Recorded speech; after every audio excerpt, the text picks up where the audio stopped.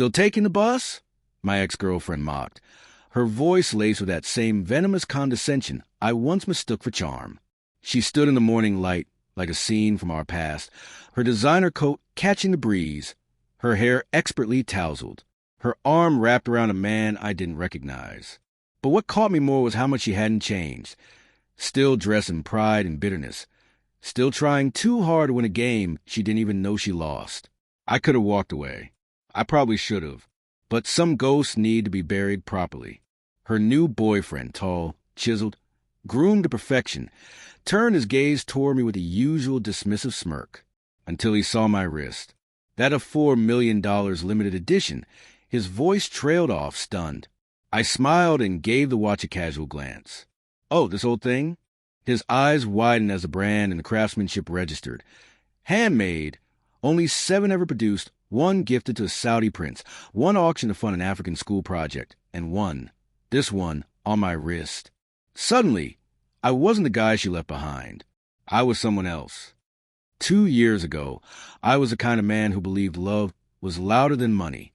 Back then, Ava and I shared a 1-bedroom apartment with paper-thin walls and dreams bigger than our paychecks. I worked 2 jobs, graphic design by day, rideshare driver by night, while she studied marketing. She'd hold my hand and whisper, "One day, we'll look back and laugh." But somewhere between late-night ramen and unpaid bills, she stopped laughing.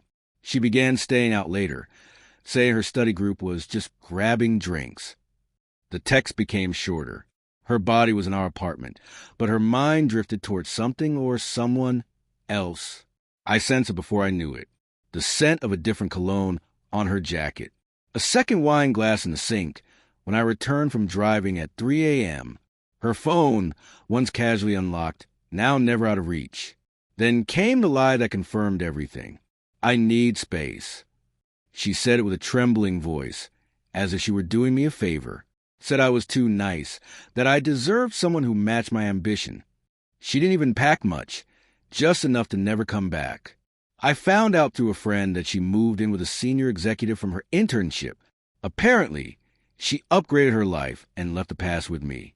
I spiraled for a while, sold my car, lived off canned soup, questioned my worth, my decisions, my future. And then I did something I hadn't done in months. I looked in the mirror. There was a storm in my eyes, but behind it was a hunger. I started freelancing harder than ever. Learned coding, UI/UX design.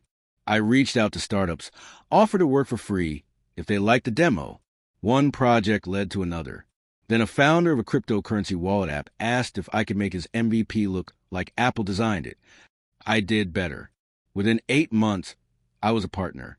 That year, the app hit 4 million users and was acquired by a major fintech company. I wasn't just comfortable. I was rich and cautious. I moved silently. No Instagram posts. No new apartment tours. Just purpose and patience. Revenge wasn't the goal, but closure was inevitable. And now here she was, running into me by accident. Or maybe fate just had a twisted sense of humor. "Nice watch," her boyfriend muttered, still staring. "You, work in finance?" I shrugged. "I dabble." Ava's eyes narrowed. "Wait, is this from like a knockoff site? You used to hate expensive stuff." "You're right," I said.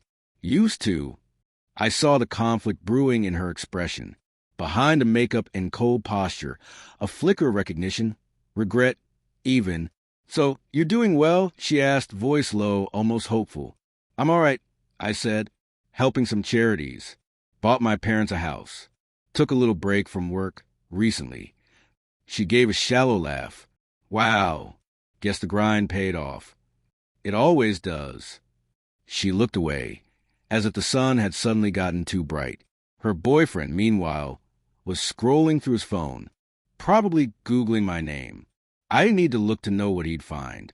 Interviews, articles, maybe even the Forbes feature. "I didn't think I'd run into you again," she said. "I did." She blinked. "What?" I leaned slightly forward. "I always knew you'd come back around. Not because you miss me, but because people like you only recognize worth once it's dressed in gold." Her mouth parted, but no sound came out. I could see the crack forming. The image of the perfect life she had carefully constructed with someone else was starting to blur. And there I was, not begging, not broken, just better. She whispered, "I didn't mean to hurt you, you know." But betrayal isn't about intent. It's about the choice. I nodded politely, as if I didn't hear her. Well, I should catch my ride. I pressed a button on my phone. A sleek, matte black Maybach curved around the corner seconds later. The chauffeur stepped out and opened the door. Ava's eyes locked onto the logo, then back at me, her composure crumbling. Her boyfriend stood frozen. I gave them both a courteous nod, stepped in the back seat, and let the door shut softly behind me. As the car pulled away, I looked back once, not out of longing, but to witness the silence I'd left behind.